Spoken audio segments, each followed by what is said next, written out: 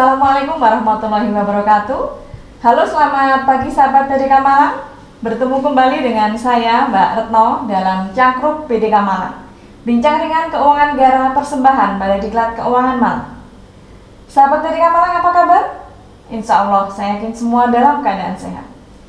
Sahabat PDK Malang, di dalam masa pandemi COVID-19 ini, pemerintah sudah mengeluarkan berbagai kebijakan untuk memperlancar jalannya perekonomian. Salah satu kebijakan yang diluncurkan oleh pemerintah adalah PEN atau Pemulihan Ekonomi Nasional. Nah, dalam kebijakan PEN itu ada beberapa hal, salah satunya adalah terkait dalam bidang perpajakan. Nah, sahabat PDK Malang, pada episode-episode ke depan kita akan berbicara tentang perpajakan, dan pada sesi kali ini tema kita adalah perpajakan dalam pemulihan ekonomi nasional. Telah hadir di studio podcast PDK Malang Bapak Bahrun Nawawi. Selamat pagi Pak Bahrun. Selamat pagi Mbak Retno. Silakan disapa sahabat PDK Malang Bapak. Baik, selamat pagi PDK Malang. Assalamualaikum warahmatullahi wabarakatuh. Ketemu lagi dengan saya di acara Cangkruk PDK Malang. Baik, sahabat PDK Malang, Bapak Bahrun Nawawi ini, beliau adalah Widyaiswara Balai Diklat Keuangan Malang dengan kompetensi perpajakan, dan saat ini beliau adalah calon penyuluh anti korupsi. Nah, Pak Bahrun, terima kasih untuk kehadirannya di studio podcast PDK Malang pada kesempatan ini. Begini Bapak, kita tadi sudah disampaikan bahwa tema kita adalah kebijakan perpajakan dalam pemulihan ekonomi nasional. Nah, Bapak mungkin bisa menjelaskan bagaimana Bapak kebijakan di dalam perpajakan di dalam PEN tersebut, Pak. Baik Mbak Retno, terkait dengan program PEN ini di bidang perpajakan, setidaknya ada 6 fasilitas yang bisa dinikmati oleh para wajib pajak. Banyak Pak ya? Ya, betul, 6, setidaknya ada 6 lah gitu. Yang pertama itu terkait dengan PPh pasal 21 ditanggung oleh pemerintah. Kemudian yang kedua terkait dengan pembebasan PPh pasal 22 impor. Kemudian yang ketiga pengurangan angsuran PPh pasal 25. Yang keempat pengembalian pendahuluan PPN. Kemudian yang kelima penurunan tarif PPh badan. Dan yang keenam adalah fasilitas PPN ditanggung pemerintah fasilitas PPh UMKM ditanggung oleh pemerintah, seperti itu. Nah, lumayan banyak Pak ya kebijakan diambil pemerintah. Baik Bapak, mungkin bisa dijelaskan kepada sahabat PDK Malang satu persatu Pak. Dari pertama adalah PPh pasal 21 yang ditanggung oleh pemerintah. Nah, itu bagaimana dan siapa saja Pak yang berhak mendapatkan hal itu Pak? Baik, terkait dengan PPh pasal 21 tanggung pemerintah ini adalah mereka yang bekerja pada perusahaan yang memenuhi persyaratan. Yang pertama, dia masuk dalam kode klasifikasi usaha di PMK 86 tahun 2020. Kemudian dia sudah ditetapkan sebagai perusahaan KIT, atau dia sudah mendapatkan izin sebagai penyelenggara kawasan berikat atau perusahaan dalam kawasan berikat. Kemudian yang berikutnya, dia sudah harus mempunyai NPWP dan penghasilan brutonya bagi karyawan tersebut dia maksimal 200 juta dalam 1 bulan, seperti itu Bu. Oh, itu nanti akan diurus oleh perusahaan ya Pak ya? Ya, tentunya karena ini PPh pasal 21 maka nanti yang ngurus adalah perusahaan. Jadi karyawan tidak akan dipotong dan tidak ada pembayaran oleh perusahaan. Jadi gajinya utuh nanti, seperti itu. Baik, alhamdulillah. Demikian sahabat PDK Malang, Bapak Ibu yang punya karyawan perusahaan yang klasifikasi tadi, silahkan dimanfaatkan kebijakan pemerintah di dalam PPh pasal 21 yang ditanggung oleh pemerintah. Nah, baik Pak Bahrun, kemudian yang kedua tadi Bapak sampaikan ada pembebasan PPh pasal 22 impor. Nah, siapa saja Pak yang berhak mendapatkan atas pembebasan PPh 22 impor ini Bapak? Baik, terkait dengan PPh pasal 22 impor ini ada 3 persyaratan ya. Yang pertama, dia memiliki kode klasifikasi sebagaimana yang diatur di PMK 86 tadi. Ini ada 720 jenis klasifikasi jenis usaha. Kemudian dia sudah ditetapkan sebagai perusahaan KIT, atau dia telah mendapatkan izin penyelenggara kawasan berikat, atau izin pengusaha kawasan berikat, atau izin pengusaha dalam kawasan berikat. Nah, terkait dengan PPh pasal 22 ini, supaya dia mendapatkan fasilitas dibebaskan, dia harus mengajukan surat keterangan bebas ke KPP di mana pengusaha tersebut terdaftar. Seperti itu, monggo.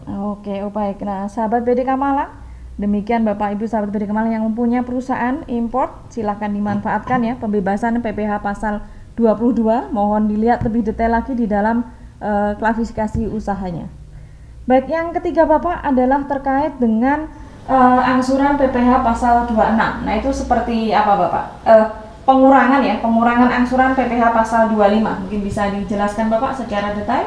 Baik Bu, baik Mbak Retno. Jadi gini, terkait dengan pengurangan angsuran PPh pasal 25 ini sebenarnya mirip dengan PPh pasal 22 import tadi.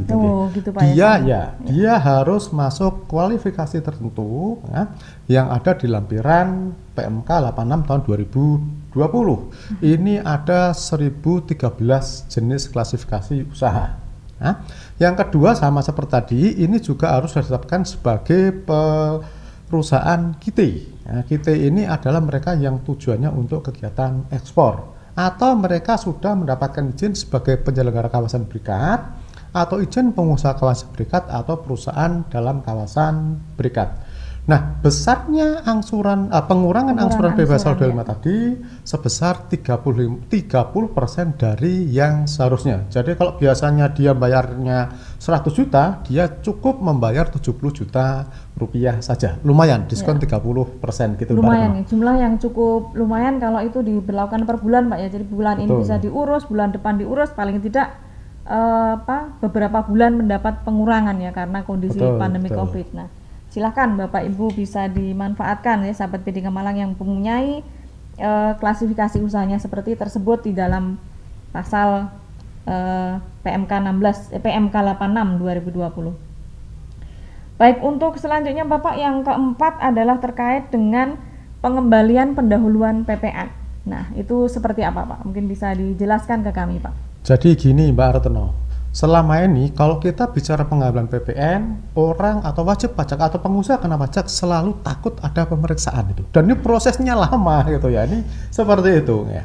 Nah, di dalam PEN ini ya, untuk pengusaha yang memenuhi dua kriteria ya, dia sudah memiliki klasifikasi seperti yang tadi saya sampaikan di PMK 86 tahun 2020. Kemudian dia juga mendapatkan izin penyelenggara kawasan berikat atau izin pengusaha kawasan berikat atau pengusaha dalam kawasan berikat. Nah, kalau para pengusaha ini mereka memenuhi kriteria risiko rendah ini acuannya adalah pasal 9 ayat 4C Undang-Undang PPN. Nah, mereka ketika memenuhi persyaratan ini tidak perlu lagi pakai mekanisme pemeriksaan. Mintanya berapa dikasih terlebih dahulu, pemeriksaan belakangan seperti itu. Jadi cash flow-nya relatif lebih bagus, lebih bisa melancarkan cash flow yang dipunya oleh pengusaha. Seperti itu, Mbak Retno.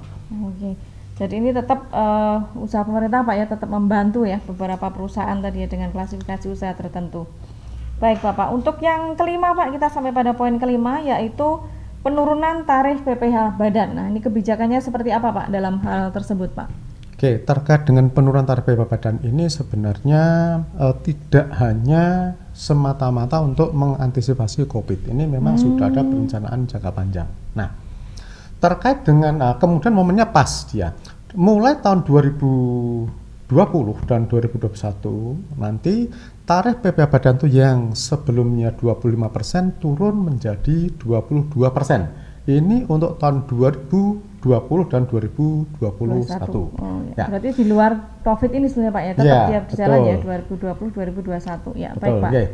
Kemudian mulai tahun 2022 ke depan itu nanti turun lagi menjadi 20%. Cukup besar ya dari 20% ya. Betul, ya betul. Nah, tapi juga perlu diingat Mbak Retno, untuk wajib pajak yang perestoran terbuka dan minimal 40% sahamnya tercatat di bursa saham, dia bisa lagi diturunkan sebesar 3%. Nih, berarti kalau turun 3% berarti untuk tahun 2020 dan 2021 dia nanti menjadi 19%, kemudian mulai tahun 2022 nanti menjadi 70%. Dan ini menurut saya supaya mendorong para perusahaan itu segera go public, jadi tidak dinikmati sendiri tapi juga dinikmati oleh masyarakat luas seperti itu. Ya, karena syaratnya harus punya listing di saham dulu gitu Pak ya tadi. 40% minimal sahamnya harus tercatat di bursa efek. 40% ya dengan 40% betul minimal ya.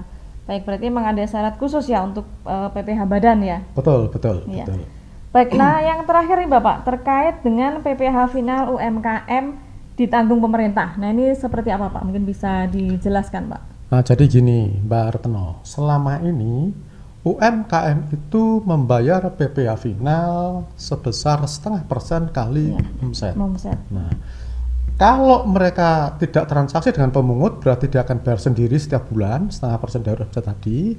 Tapi kalau dia bermitra dengan pemungut, maka nanti akan dilakukan pemungutan oleh si pemungut. Nah, untuk meringankan beban UMKM tadi, mulai bulan April sampai bulan Desember ini, yang tadinya pengusaha kecil tadi harus membayar 0,5% menjadi ditanggung pemerintah. Artinya tidak perlu lagi membayar pajak yang 0,5% tadi. Betul seperti itu. Luar biasa ini sebetulnya apa yang sudah dilakukan dengan 6 kemudahan ini Pak ya. Tentu saja dimaksudkan untuk mendorong perekonomian, juga membantu perusahaan-perusahaan yang terkait dengan pandemi COVID-19 ya. Jadi yang dihimbau adalah teman-teman perusahaan khususnya ya. Nah, baik Pak, dari aturan-aturan baru terkait perpajakan dalam rangka pemulihan ekonomi nasional ini Pak, apakah ini akan berlaku sampai di tahun berikutnya atau tanpa batasan waktu atau seperti apa Pak? Jadi gini, PEN ini diluncurkan mulai bulan April. Nah, karena dia untuk mengantisipasi efek dari pandemi COVID ini. Sebenarnya cepat juga Pak berarti ya. April sudah keluar ini ya. Betul. Ya. Ini nanti dari aturan yang sudah keluar ini hanya akan sampai bulan Desember. Makanya saya setelah itu teman-teman BDK Malang semua nanti silahkan menunggu informasi aturan yang terbaru. Ya. Kalau ada diperpanjang ya alhamdulillah, artinya kita akan lebih panjang lagi. Tapi kalau tidak ya silakan. Ini masih ada kesempatan untuk memanfaatkan bagi teman-teman yang belum memanfaatkan fasilitas ini. Tuh, Mbak Retno. Oke, terima kasih Bapak informasinya. Nah, ini sahabat BDK Malang, Bapak Ibu yang punya perusahaan, untuk sementara yang keluar adalah sampai dengan Desember 2020 ya. Tetapi tidak menutup kemungkinan bahwa bisa jadi diperpanjang karena memang sampai dengan saat ini kondisi pandemi COVID-19 dari hari ke hari masih bertambah ya, masih bertambah dan belum mereda. Kondisi daerah dengan code red atau merah itu masih di banyak daerah. Nah, tentu tetap diikuti terus ya peraturan-peraturan yang akan keluar kemudian seperti apa. Nah, Bapak, dengan kebijakan yang berlaku hanya di sampai bulan Desember ini Pak ya, menurut Bapak ini apa nih harus dikejar oleh pada sahabat BDK Malang yang punya perusahaan-perusahaan yang dapat memanfaatkan 6 kebijakan ini tadi Pak?